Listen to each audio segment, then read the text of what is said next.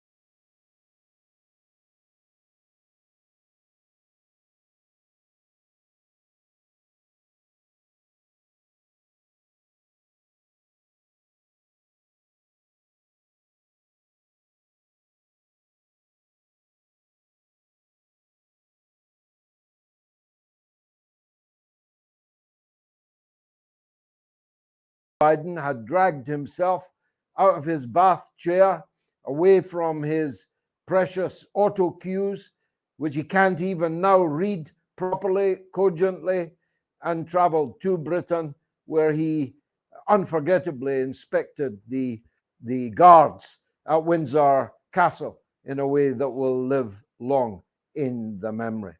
But Joe Biden had to be there because he is the one calling the shots. And the American people are making a huge financial contribution to the Ukrainian war effort and to the extraordinary fact that the US taxpayer is now paying for social security benefits in Ukraine, benefits which it does not even pay to its own people.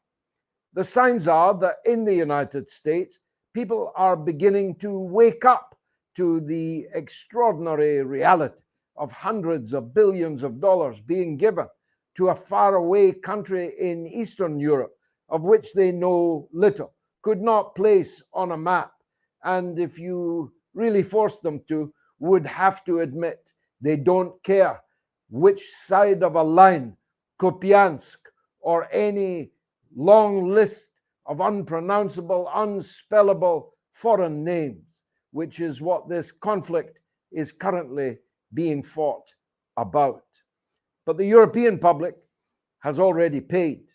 The German public has already paid. The French public has already paid. The difference between Germany and France is that so far, only France has taken to the streets in huge numbers and met with brutal repression, the kind of repression France and other European countries like to condemn when it occurs in other parts of the world. Ferocious oppression was required, and internet censorship and total media censorship. For all we know, there might now, right now, be riots going on in France. How could we know if social media has been hijacked and if the so-called mainstream media had not been suborned?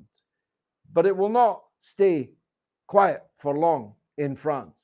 And I predict it will not stay quiet for long in Germany or in Britain, for that matter, because our economies have been tanked in the name of turning Russia into rubble. An operation that can best be described in the word blowback, in the word the word boomerang. The boomerang was obvious. We threw it at the Russians and it came back and hit us squarely in the face. Our people increasingly unemployed, having to be offered wage increases vastly less than the prevailing rate of inflation, meaning a cut in real terms in the standard of life of millions, tens of millions of working class people in Britain and throughout the European Union. And yesterday in Vilnius, the checkbooks were out again. Another 1.5 billion was handed over. Rishi Sunak is ready to pay whatever it takes, he says, and for as long as necessary for Ukraine, while his own country heads for the knacker's yard. There must come a point at which the public say, thus far, no further. We don't want bloody war, your bloody, profligate, expensive war any longer. And it's our job in No to NATO, No to War to increase the number of members of the public who are demanding that of their politicians. As Dr. Johnson, the great English man of letters, said, the knowledge that one is to be hanged in the morning concentrates the mind wonderfully. We have to have these European governments and North American governments contemplating the fact that metaphorically they will be hanged in the morning if they continue to drag us down this terrifyingly dangerous path. The truth is, the war had a turning point yesterday when NATO declared that Ukraine cannot be a member of NATO until the end of the war. They guaranteed two things. One was that the Ukrainians know that they are on the battlefield on their own. Sure, they have almost unlimited war material, but it's burning on the Ukrainian steppes. A huge proportion of the super expensive weaponry supplied by NATO countries to Ukraine has already been destroyed. And that which has not been destroyed has singularly failed to make the slightest dent in the Russian lines in this so-called spring, then summer counter-offensive. Indeed, quite the opposite has happened. Overnight, huge advances of many kilometers of the Russian armed forces, particularly around the aforementioned Kupiansk, have taken place. A large number of Ukrainians, knowing what happened in Vilnius, have surrendered today. Others are choosing not to fight as bravely and resourcefully as they have been fighting hitherto. So that's the first outcome of the Vilnius refusal to allow Ukraine to join NATO. The morale in the Ukrainian armed forces has fallen, and the morale in the Russian armed forces has commensurately risen. But the second outcome is of more significance even than that. It was, said Austin, said Biden, and said, though less stridently, many others, certain that Ukraine will join NATO when the war ends. This, of course, guarantees that the war will never end on terms that would see Ukraine joining NATO. Otherwise, the entire Russian military operation would have been for nothing. If at the end of the conflict, Ukraine still has a government that will apply and will be accepted into NATO, turning whatever part of Western Ukraine remains under the governance of Kiev, becoming a NATO armed camp with NATO nuclear weapons. Just minutes and a small number of minutes from Moscow and from the great conurbations of the Russian Federation. Think about it. How could Russia stop advancing if it knows that whatever it does not take will then automatically join NATO? And that's why the Russians have said today that the outcome in Vilnius almost guarantees conflict, potentially nuclear conflict between Russia and NATO. So it was a bad day yesterday for Ukraine, but it was a bad day for the rest of us, because it means that the war will have to continue until enough, maybe all, of the territory of Ukraine is guaranteed never to be a member of NATO. Now, we have assembled, as always, a panel of accomplished and experienced people from different fields and very different political points of view, making the point I made earlier, that this is a broadly based organization. Some are diplomats, some are journalists, some are academics of the very first rank. Some are more than one of these things at the same time. The first is a founder member of No2Nato, No to War, a former British ambassador, no less. He is His Excellency, the Honourable Peter Ford, who joins us as the first speaker at tonight's meeting. Excellency, welcome to the panel. Would you like to make some opening remarks? By all means, critique anything I have said, or say what you would like to say. Thank you very much for being here. Well, thank you very much, George, for having me on this panel. I hope I can do justice to your faith in me. I would like to pick up on the last point that you were making about the way the outcome of Vilnius has more or less guaranteed that the conflict will continue indefinitely, because if Russia was stupid enough to come to some peace agreement, the outcome would be that Ukraine would then become a member of NATO. And the Russians are obviously not going to be that stupid. But actually, I think this is not a bad outcome. Paradoxically, I was more afraid of an outbreak of peace, a botched peace like the Minsk Accords of 2014. You will recall how a previous round of fighting came to a conclusion with the Minsk Accords, which turned out to be a poisoned chalice that was given to Russia, promises that were never meant to be kept, as admitted by Angela Merkel, the previous German Chancellor. The Minsk Accords were designed by the Western countries as a stopgap to give Ukraine more time to build up its armed forces ready for future rounds of fighting. We don't want that to happen again. No Minsk II. And it's hard, in fact, to imagine how, regardless of what happened yesterday, the Russians could be so naive as ever to attach any credibility given to Western promises in a peace agreement.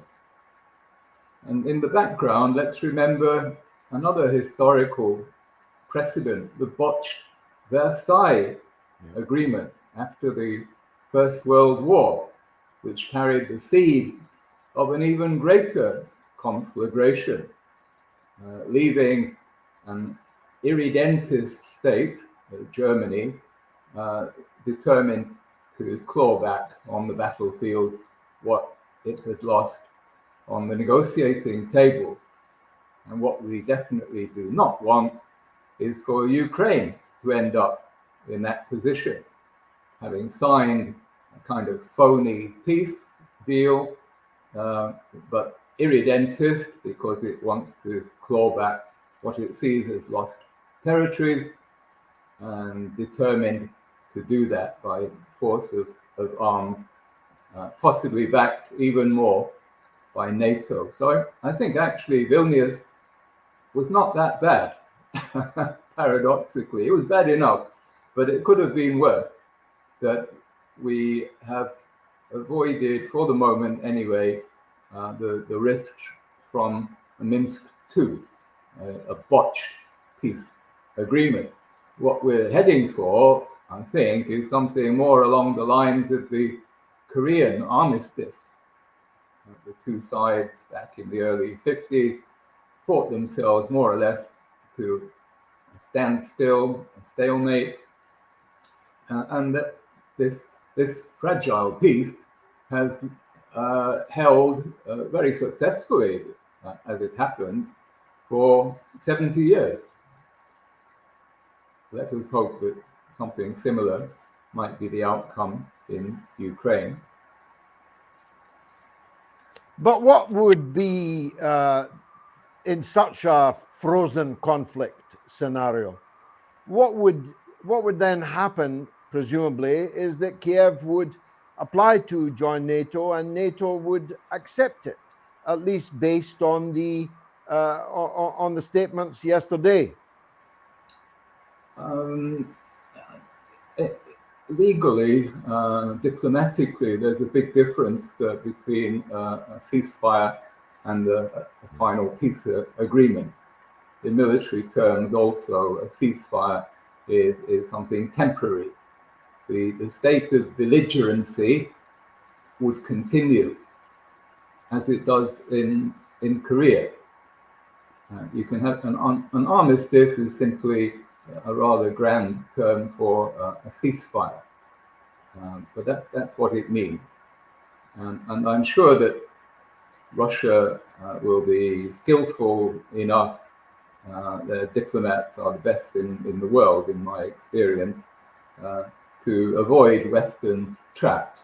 And let's not forget that the United States really does not want Ukraine to become a member, because it would risk being dragged in to the conflict. The US Congress, when it was agreeing to the NATO treaty in 1949, was very careful to ensure that the wording of the famous Article 5, which lazy journalists believe commits NATO states to go to each other's rescue if there's a war, doesn't actually say that. It says, and of course it was written by lawyers and will be read always by lawyers, that it commits the states to take action, undefined action. It could just be supply of weapons, it could be intelligence support. It definitely does not commit legally the deployment of full military might. Of course, there would be some more political pressure to go to war if under this scenario, but the Americans, I'm quite sure, do not want that anyway. The Americans, God forgive me for saying it, but they are the adults in the room here. And we're in a pretty awful state of affairs where we have to rely on the Americans to exercise some adult supervision. But the Europeans, if left to their own devices yesterday, might very well have admitted Ukraine tomorrow. But the Americans and rationally. Well, Peter, I'll stop you there and we'll bring you back in later as your signal is beginning to fade. Thank you for excellent erudite contribution thus far, and there'll be more from Ambassador Peter Ford later. Let me turn to a journalist from Unity Network News, David Clews, a fellow countryman of mine and a fellow campaigner, at least on one thing. There may be one other, but at least on one thing, which is that this war is leading us to ruin and has to be stopped. David Clews, thank you very much for joining us. This is, I think, your second appearance on our platforms. The floor is yours. Say your piece, and I may intervene with Thank a you, George. question or two. How's that audio? Is that okay? Yeah, you can hear me fine? Very good. Very clear. Perfect. Well, can I just say again what an honour it is to be back here again with you, George, and also the great Peter Ford as well. And I'm just thinking a bit more about what everyone's been talking about. I really sense the fatigue has now come in on this conflict. You can see it. You can see it with NATO. You can see it with Zelensky. You can even see it with the Russians as well. And we're at this point now. We're 500 plus days into this, and really, is this stalemate? And you mentioned that earlier. The ruble will turn to rubble. And a lot of what I think the neocons thought in Washington was, I think they thought the sanctions package would destroy Russia.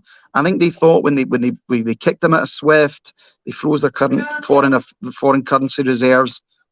I think they thought that Russia would collapse and Putin would be removed. And then you had that whole nonsense 2 or 3 weeks ago with Prigozhin and Wagner, which I'm still trying to get my head around. But you could see the way they thought, well, this is it. This is what we'd hope would happen. But Zelensky looks defeated. He really, really does yesterday. And regardless of it all, and as you pointed out, hundreds of thousands dead. For what? For absolutely nothing. And we see the footage coming out of Kiev. You see it coming out of Lvov as well. People are still out partying. They're enjoying themselves. There's a lot more Range Rovers, BMWs, Audis being bought. And it's young men from rural areas, poor people who think that they're fighting for Ukraine. They think they're fighting for their fatherland. They think they're fighting for something. And it's horrible, the lies that they've been told. And it's not just the deaths, it's the maimings as well. Much more footage coming out, people losing legs, losing arms, horrific stuff. And they're fighting for BlackRock and Vanguard to take over their country.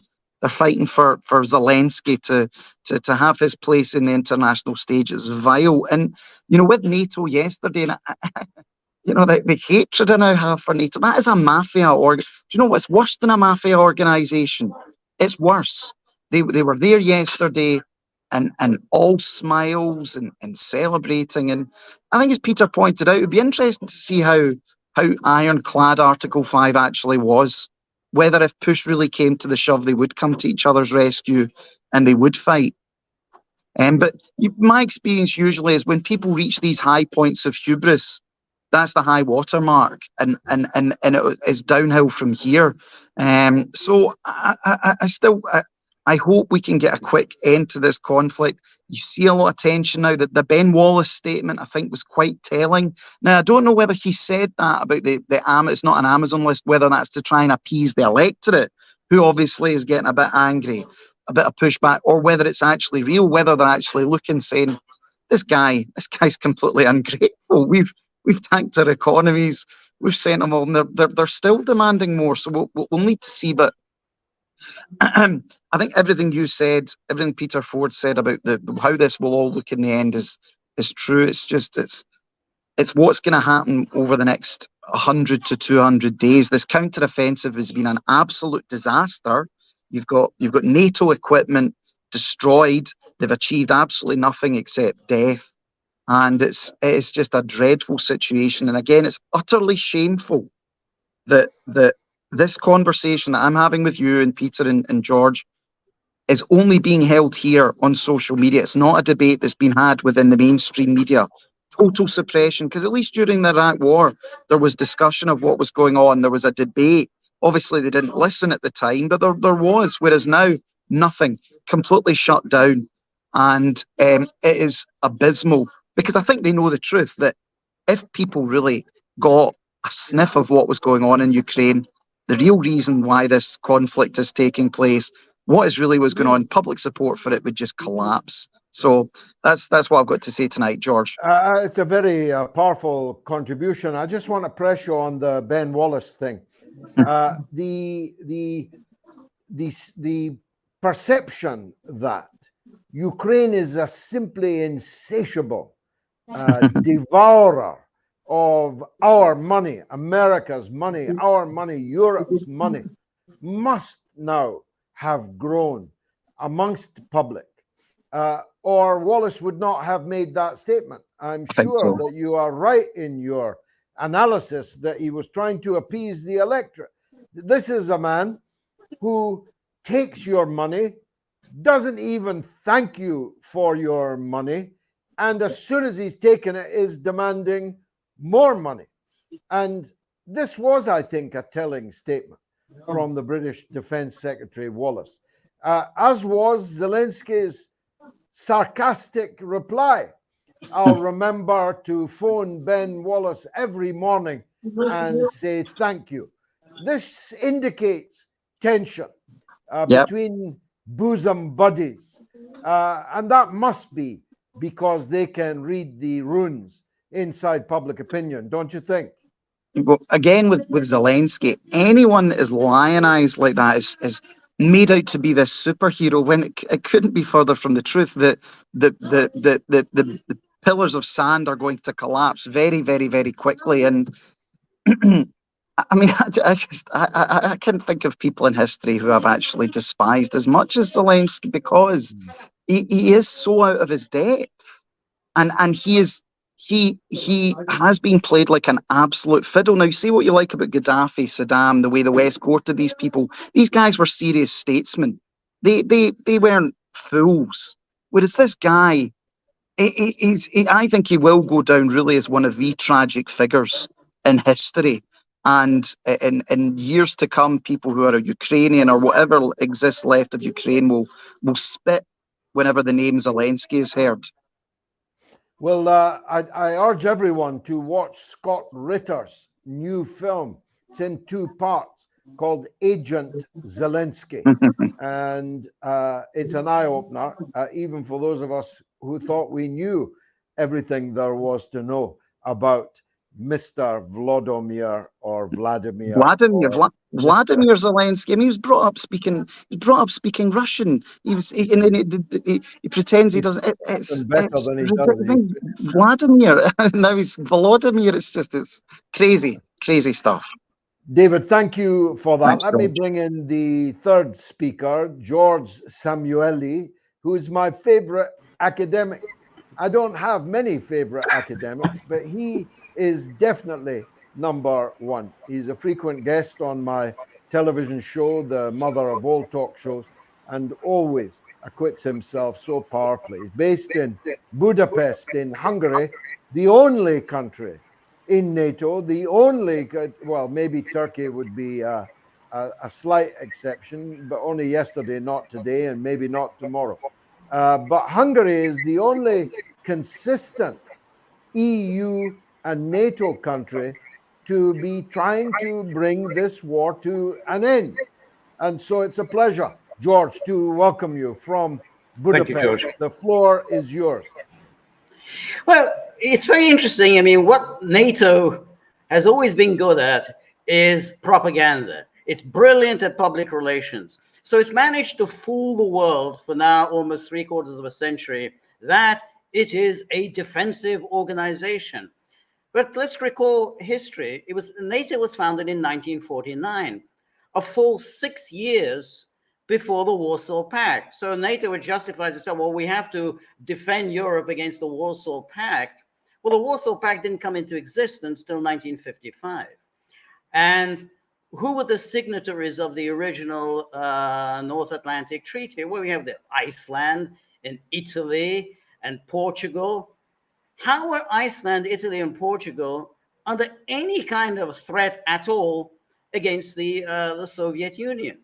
So back in 1949, most of the world was quite anxious And, less than 4 years had elapsed since the end of World War II. So the rest of the world was a little worried about the creation of a military alliance. Where's this going to lead?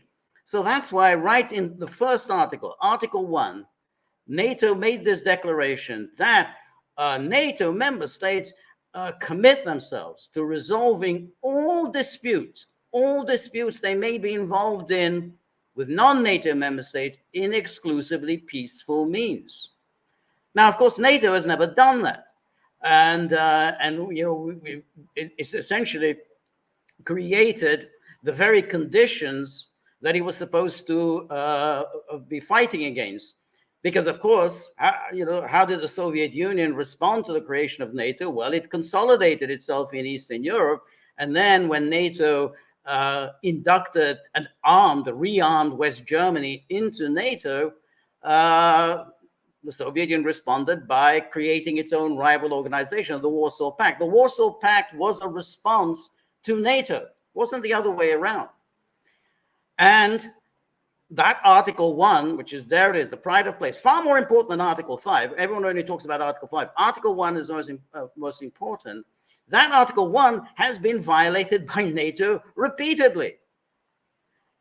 It went to war against Yugoslavia. How did it solve its dispute with Yugoslavia by peaceful means? It didn't even have a dispute with Yugoslavia. There was no dispute between NATO and Yugoslavia. NATO picked a fight against a state that wasn't doing it any harm at all. The same thing applies in Libya. There was no dispute between NATO and Libya. And so NATO committed itself to expansion. It's unrestricted expansion. And what's the basis for it? Well, Bill Clinton, the man who masterminded this expansion during the 1990s, he gave an explanation of his last year. He said, well, back in the early 90s, we were worried about the revival of an ultra-nationalist, imperialist Russia. So we thought that, well, if we are going to have this ultra-nationalist, imperialist Russia, we need to strengthen NATO. So we need to bring in a whole bunch of new states into NATO. Well, of course, yet again, what was the effect of that? The effect of that was to create the very conditions that then NATO was struggling against, because, of course, Russia could not but respond with deepening concern as NATO continued scooping up country after country after country. And it reached the point of Ukraine. And then, we saw in 2008, when NATO made that commitment to Ukraine and Georgia, Putin made a speech there. He warned that this is a very serious step that you have undertaken. This is going to end in trouble. NATO had every indication of what happened in Georgia in 2008, and yet it continued. Year after year, it continued to promise Ukraine that you will be a member of NATO. It's going to happen. Don't worry about anything. And in 2014, when the NATO powers, chiefly the United States, engineered a coup in Ukraine, the first thing they did, the first thing the coup leaders did, was to change the Ukrainian constitution and declare that their fundamental aspiration is to join NATO. That guaranteed war. So NATO absolutely guaranteed that war in 2014. And as Secretary General Stoltenberg has repeatedly said, well, we have been in Ukraine since 2014. We've been building up the Ukrainian forces. We've been providing them with arms. We have intelligence, everything. For what? For what reason? Other than preparing for war. And that's what NATO is doing. Now, I'm going back to Vilnius. I'm not as sanguine as Peter was, because I think that this war is exactly what NATO wants. There was never any chance that they were actually going to bring Ukraine into NATO, because for the United States, and basically NATO is an extension of the United States. For the United States, they want a proxy war. They don't want a proper war. Of course, they weren't going to let Ukraine into NATO. If you get Ukraine into NATO, then suddenly it becomes a direct war between the United States and Russia. The United States doesn't want to do that. The United States has always been very crafty. It's waged its wars by proxy means. And that's what they've been doing. I mean, that's why they're doing it in Ukraine. Essentially, the goal is let's bleed Russia dry. Let's get them to lose as many men as possible. Let them lose their treasure. Let it go on for years and years, and this will essentially just destroy Russia. And with the hope that maybe there'll be a change of government, maybe Russia will disintegrate. But that's the U.S. objective. And it was never about Ukraine. So the whole drama: will Ukraine get in? Won't Ukraine get in? It was never on. That was never the goal. As if somehow Ukraine's entry into NATO was ever an issue. The only thing that was an issue was to keep this proxy war going and keep draining and destroying Russia with a slow process. Now, I'm not saying that's going to be successful. And it's in a war of attrition. I still think that probably Russia has the means to win a war of attrition, but that's the objective. It's a very dark, it's a very sinister plan, but unfortunately, that's what NATO has committed itself to. And so Zelensky, and I have some sympathy for him. He's a disastrous, catastrophic leader for Ukraine, but he's saying, hey, this is your principle. This is the principle that you're fighting for, that NATO has an open door policy. Nobody has a veto on who gets into NATO. And then you turn around and say, well, actually, you can't get into NATO. But once the war is over, then you can join NATO. And then he turns around and says, yeah, but when the war is over, we will already have been defeated. What's the use of being a member of NATO after we've already been defeated? Well, of course, NATO doesn't have an answer to that question, because NATO really doesn't care very much. It just wants to continue with this awful proxy war. Ambassador Ford posited one potential ending, if you like, the frozen conflict, the Korean Peninsula, an armistice, but no peace.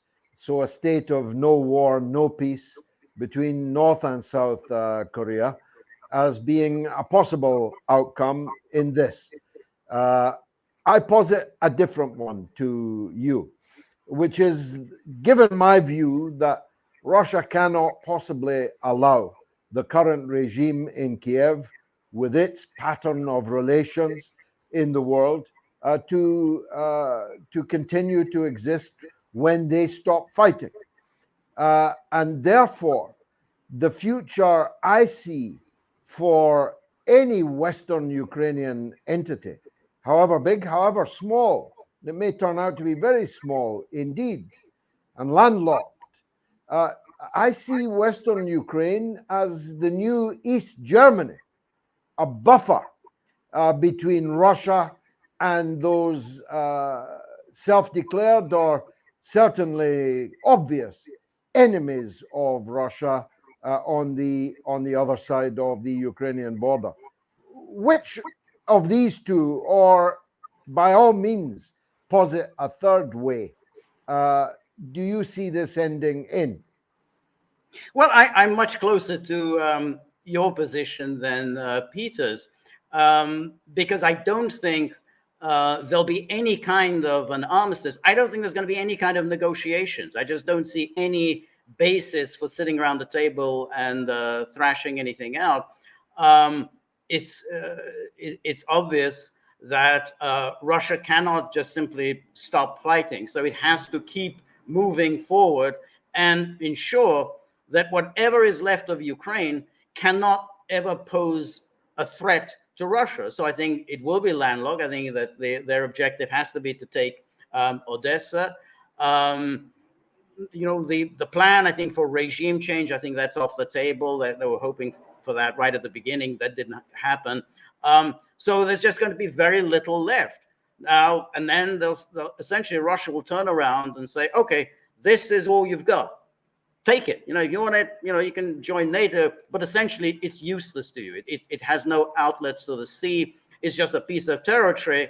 No doubt, you're going to try and build it up as somehow yet another armed fortress against Russia.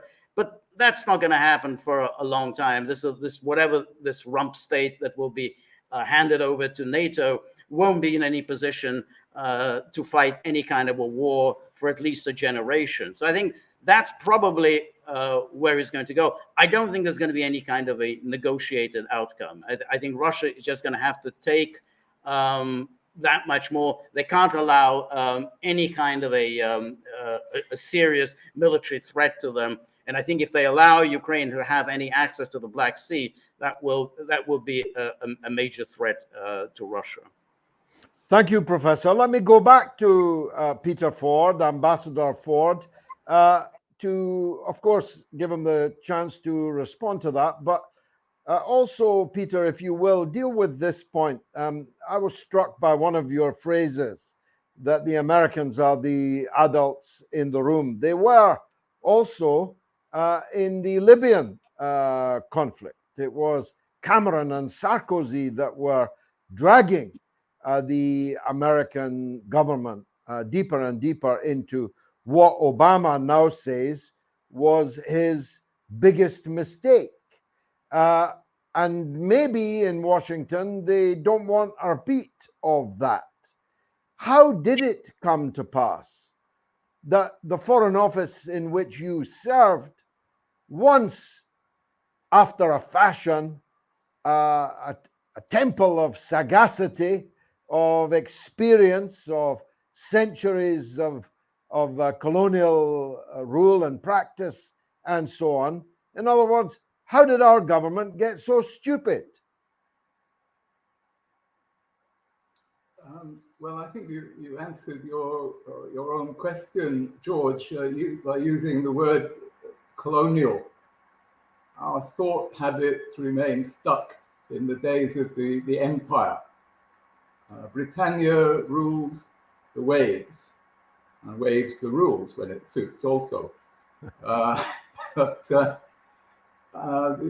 Americans are a lot more practical. They're a lot more transactional, to use the word that's often used with regard to Donald Trump. What's in it for us?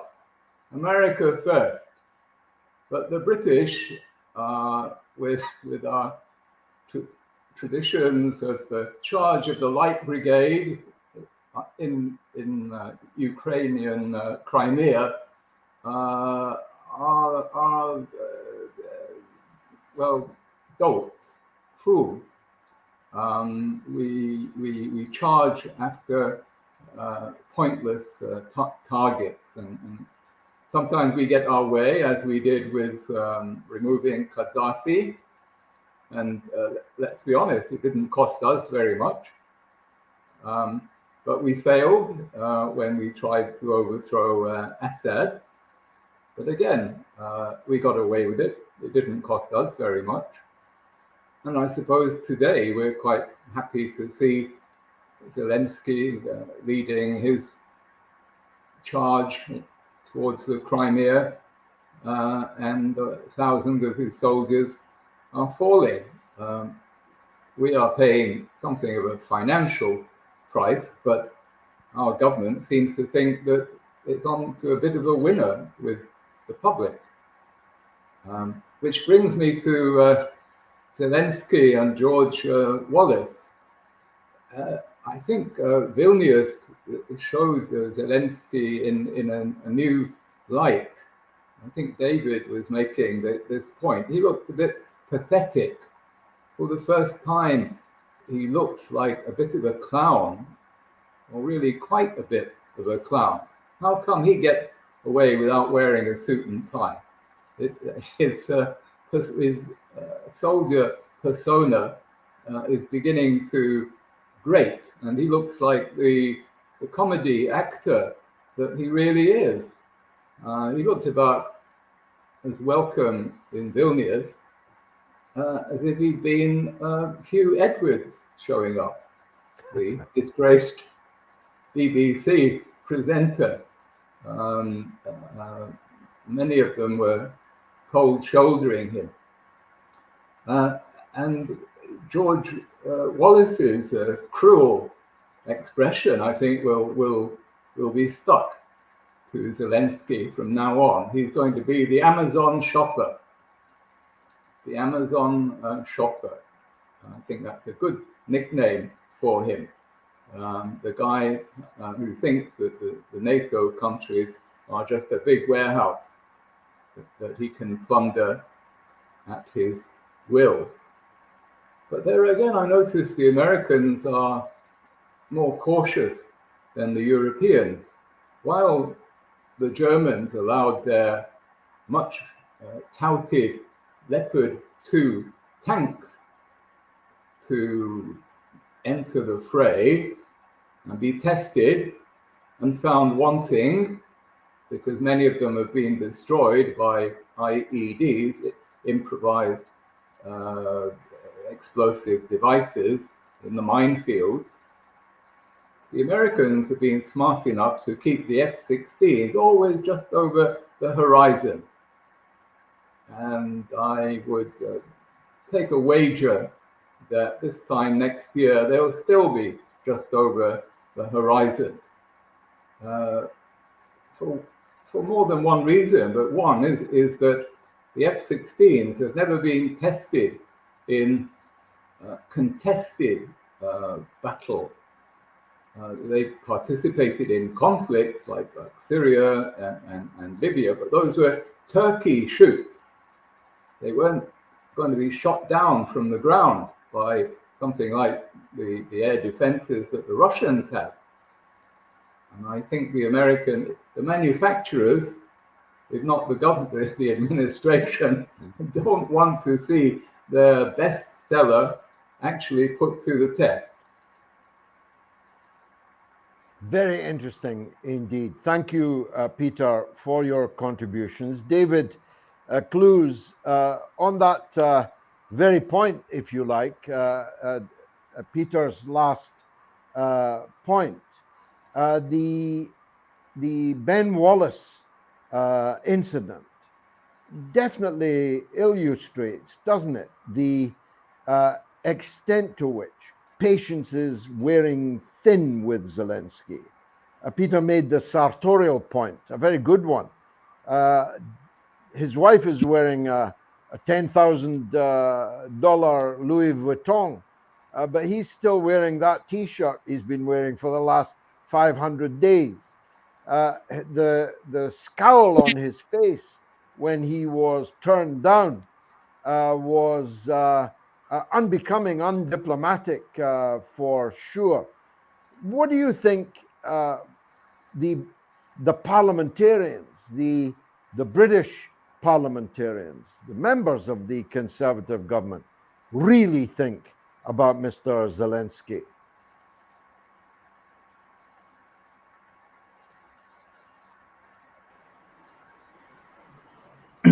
We're all on.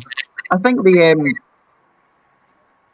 I think they're still in love with him in this really, really strange way. It was interesting Peter pointed that out. I do actually think within the British, they have kind of fallen for the propaganda. They actually do think that it is a moral and a just conflict. I think that is actually a very, very good point that Peter made. But I think until they start seeing some pushback from the electorate and that things aren't going well, that they might start saying something. But as of now, I've not heard one single elected politician in Westminster, Northern Ireland, or Wales, or Scotland criticise the policy. I've not heard one. So it'll be interesting to see when someone actually does. And it was interesting. We've had quite a lot of talks about the what it might look like. I personally feel what this will look more like is the Vietnam situation, where, now I might get my dates slightly wrong, but I believe the Americans withdrew and their forces, was it 71? They started 73. 73. They started withdrawing their forces fully, and then by 75, the whole place fell. I think you're going to have a more, and along the lines of George as well, that Vietnam-style situation. That the whole thing will just collapse in Ukraine, and the Americans will give some sort of guarantee, and they just won't do it. And I mean, You couldn't mark these people's neck with a blowtorch. They'll just move on to something else, because I think they're, as I said, they're bored of this. I think they want a war with China. I think a war over Taiwan's probably more preferable for them now. And they've realised they've not got the hit they want with this. But again, more and more people dying. But a great conversation. I've really enjoyed this tonight. I wonder if there'll be room, George Szamuely, for Zelensky on the helicopter taking off from the American embassy in Kiev. A day I remember well, a red letter day. This Article 5 thing that Peter first raised is, I think, worth exploring. I've always believed, call me a cynic, that the United States for sure would not go to World War III over, let me choose one at random, Estonia. I do not believe that the United States would enter what might become an intercontinental thermonuclear war of annihilation over Estonia. And I don't believe that Article 5 in any way requires them to. But Peter's right. Everyone imagines that NATO's Article 5 triggers all-out world war, but it doesn't, does it? Article 5 says that in the event of an attack on one, that's considered an attack on all, and that each individual member state then decides for itself what it will do or maybe not do to help the state that has been attacked. And George, you're absolutely right. It was always absurd, the whole idea that the United States would be ready. Even, I mean, back in the days when it was just West Germany, that people say, well, you know, they're not going to sacrifice New York and Boston for Hamburg and Dusseldorf. They just weren't going to do it. So even less likely is it that they're going to do it for Latvia, Lithuania, and Estonia. However, the Americans might well be willing to wage a war on the European continent. And I think that has always been, particularly back when there used to be a left, as you know, George, in the 60s, 70s, 80s, there was always a suspicion that the back in the minds of the Americans, they did think about maybe fighting a war strictly limited on the European continent and then bring it to an end before it becomes an intercontinental fight. So I think the Americans may well consider some option like that. But there's no way in the world that they would just simply start sacrificing their own lives and their own cities for these tiny little statelets. That's why this war, as it's continuing in Ukraine, isn't so bad for the Americans. And that's why they keep writing out these checks, because Americans aren't dying, Russians are dying, Ukrainians are dying, which means Slavic peoples are dying. America's sitting quite pretty. Their economy isn't doing badly. Why not keep it going? I mean, it's the Anglo-Saxons. They're all they have 3 meals a day. They go to bed in their own beds.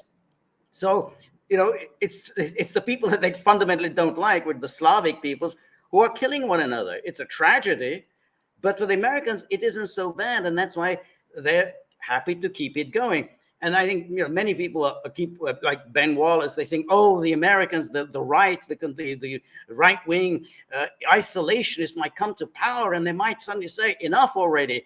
Well, maybe Trump will come to power, and maybe Trump will indeed bring it to an end. Maybe, but we know from his first term that he actually did exactly the opposite. He actually escalated the war in Ukraine by sending lethal weapons that Obama, terrible president though he was, but at least Obama had put a block on sending lethal weapons. So we don't know what President Trump would do. Maybe he'll end it, or maybe he'll just escalate it. But nonetheless, it's something that Europeans, wring their hands. Oh no, the terrible right, the American right, is coming to power, and they're going to lose interest in us, and they're going to lose interest in NATO. They're going to lose interest in this war in Ukraine. What are we going to do? What are we going to do? I don't see any prospect of this happening. Peter, last word from you, please. I'm intrigued. Everyone who follows this is intrigued. What is Turkey really up to? What is Erdogan really up to? He collapsed over Swedish membership of NATO, or did he? Because he now tells us the Turkish parliament will have to decide that matter, and it will not even begin to do so until October. And is he stabbing Russia in the back, or is Russia and Turkey dancing together, a kind of concealed minuet between the two? What's your take on that? Well, I think Erdogan is playing both ends against the middle. He's one of these transactional politicians. That's why he got on quite well with Donald Trump. They speak the same language. What's in it for me? They don't believe in very much except feathering their own nests. And what preoccupies Erdogan above all, I think, is the economic situation of Turkey, which is quite dire. And therefore he will exploit his relationships with Russia, Iran, and the United States, playing them off against each other to get the best economic deals. It's as simple as that. But I'd like to mention another country just very briefly, Poland. Poland is worrying. Poland is emerging with one of the strongest militaries in Europe and one of the most aggressive governments. Duda has threatened to send troops into Ukraine. And Poles are stupid enough, I think, to do that under certain conditions. And let's never forget history. 1939, the Poles recklessly gave the Germans an excuse or a series of pretexts to kick off World War II by the Polish treatment of German minorities. This gave Hitler the excuse he needed to invade a cocky Poland. And Poland, I saw an estimate just today that in 10 years' time, Poland will have a higher GDP per head, that level of prosperity, than Britain. And this is partly because of Polish coal, which they have no intention of abandoning to any green theories. Poland has the most energy reserves in Europe, the most industrious people, but I'm afraid they're rather aggressive towards Russia. And I find it too easy to imagine a scenario where Poland does get militarily involved directly in Ukraine and triggers a US intervention. And let's not forget, it doesn't have to be a nuclear intervention. There are many intermediate steps. The Americans could feel obliged to send foot soldiers or to deploy the F-16s from Germany. Some theorists hold that nuclear deterrence actually makes the world safe for conventional warfare.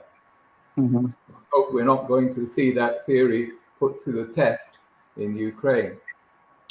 Well, the problem is that if one side was beginning to prevail in such a conventional conflict, ineluctably the recourse to battlefield nuclear weapons at the very least would be inevitable, because for Russia this is an existential conflict, and for NATO ditto, were they to actually put boots on the ground.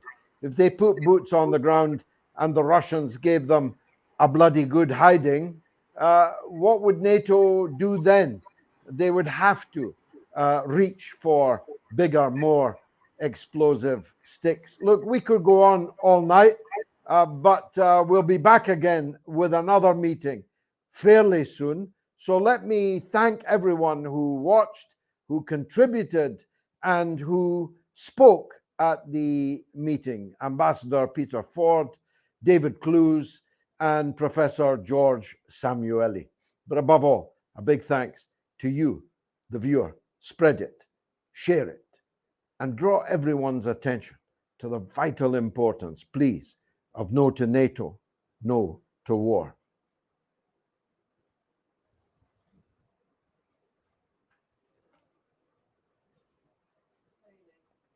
Ah.